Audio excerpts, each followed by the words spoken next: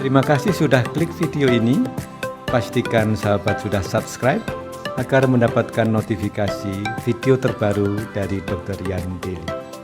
Assalamualaikum warahmatullahi wabarakatuh. Sahabat sekalian, bertemu kembali dengan saya, Dr. Yan. Subscriber kita, Ibu Dina, menanyakan, Dok, apakah pil KB bisa mengakibatkan kanker payudara? Sahabat sekalian, saat ini insiden atau angka kejadian kanker payudara pada wanita di Indonesia itu paling tinggi. Nomor 2 adalah kanker serviks. Maaf sebelum menjawab saya menyinggung ini karena ini adalah hal yang penting.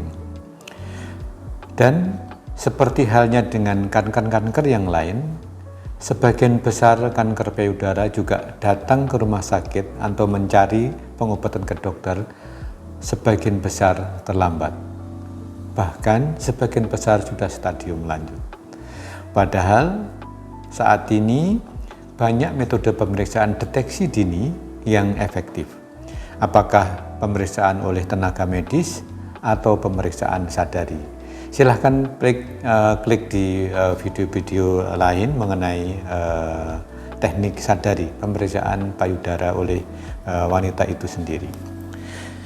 Sahabat sekalian, tadi pertanyaannya adalah pil KB, apakah bisa mengakibatkan kanker payudara? Sekarang kita bahas pil KB-nya dulu.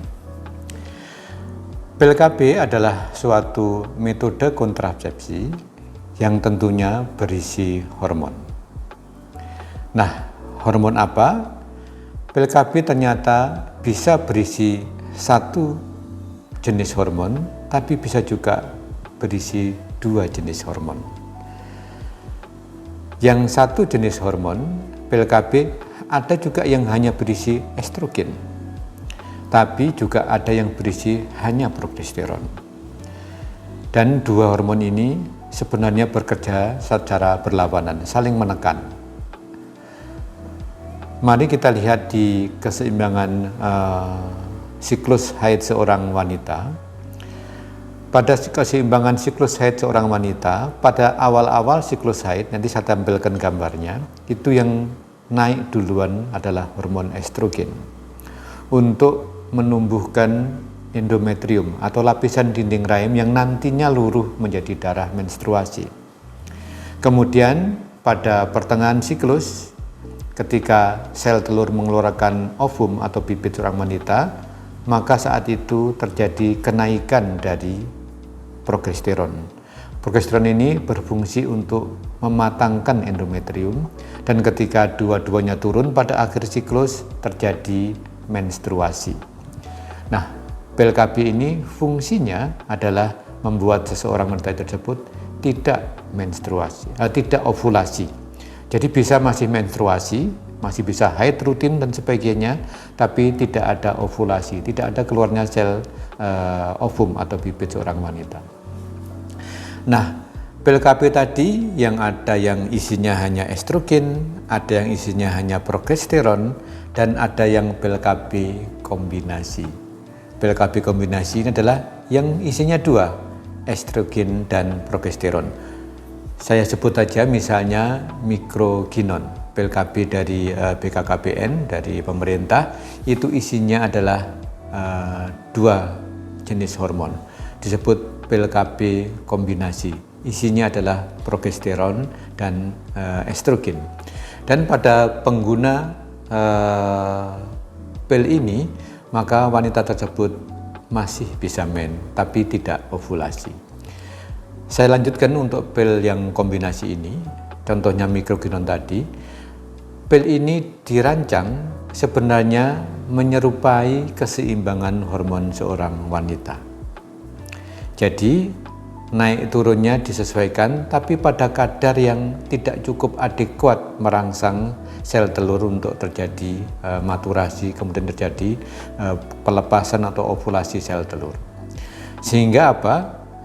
Pada penggunaan pil KB kombinasi ini, kalau digunakan sesuai dengan aturannya, tidak memicu kanker termasuk di kanker yang lain. walaupun isinya hormon. Karena di masyarakat sering terjadi, maaf kayak stigma ya, pokoknya kalau tidak mau pakai obat hormon. Kalau obat hormon nanti timbul kanker di rahim, kanker di payudara dan sebagainya. Tapi sebenarnya harus mendapatkan penjelasan yang lebih detail. Nah, pil KB mana yang bisa menyebabkan kanker terutama adalah yang menggunakan pil KB yang isinya hanya estrogen. Misalnya after morning pill, tapi pada pada jenis pil ini jarang digunakan. Jadi after morning pill ini hanya digunakan misalnya seorang yang tidak KB, kemudian dia berhubungan dengan pasangannya, maka paginya harus segera menggunakan pil ini. Nah, yang lain lagi adalah pil yang hanya mengandung progesteron. Sekarang banyak jenis pil ini dan lebih disukai wanita karena tidak menimbulkan jerawatan dan sebagainya, kulitnya masih halus dan sebagainya. Dan ketika pil itu hanya mengandung progesteron, maka sebenarnya dia juga tidak mempunyai potensi atau merangsang atau menginisiasi yang kuat terjadinya tumor atau kanker di organ lain. Memang ada beberapa pendapat sahabat sekalian terkait dengan hormon ini. Ada pendapat yang mengatakan bahwa tergantung jaringan misalnya payudara itu ekspresi dari reseptornya seperti apa. Mohon maaf saya agak detail karena sekarang ini sudah zamannya precision medicine, kedokteran presisi, yang semua hal itu dikaitkan dengan pola genetik seseorang. Jadi pada kanker payudara, walaupun sama-sama kanker payudara, tapi sebenarnya terbagi-bagi secara genetik dengan menjadi beberapa bagian. Salah satunya adalah diperiksa apakah reseptor estrogen atau reseptor progesteron tersebut terekspresi dengan baik atau tidak. Jadi reseptor adalah suatu protein, suatu struktur molekul di mana dia yang mempunyai tugas menangkap sesuatu, menangkap rangsangan. Nah, rangsangan dalam ini adalah hormon tadi. Kalau walaupun ada hormon yang berlebihan, tapi kalau reseptornya terekspresi sedikit atau tidak ada, maka tidak akan memicu terjadinya suatu tumor atau kanker. Jadi kembali lagi bahwa apakah pil KB itu bisa memicu kanker payudara, maka harus dilihat detail jenis pil KB-nya yang mana, penggunaannya seperti apa, dan juga apakah wanita tersebut mempunyai susceptibilitas, mempunyai kecenderungan atau kelemahan atau tanda kutip mungkin gampangnya bakat untuk terjadinya suatu kanker payudara. Nah, bakat ini sekarang ini bisa dilihat dengan pemeriksaan genetik. Jadi demikian sahabat sekalian, deskripsi hari ini mungkin saja agak sulit dipahami, tapi kalau ada pertanyaan silahkan diajukan lebih lanjut, akan kita diskusikan lebih lanjut pada sesi ASMI Tanya Dr. Yan. Demikian, take care, stay healthy, see you tomorrow.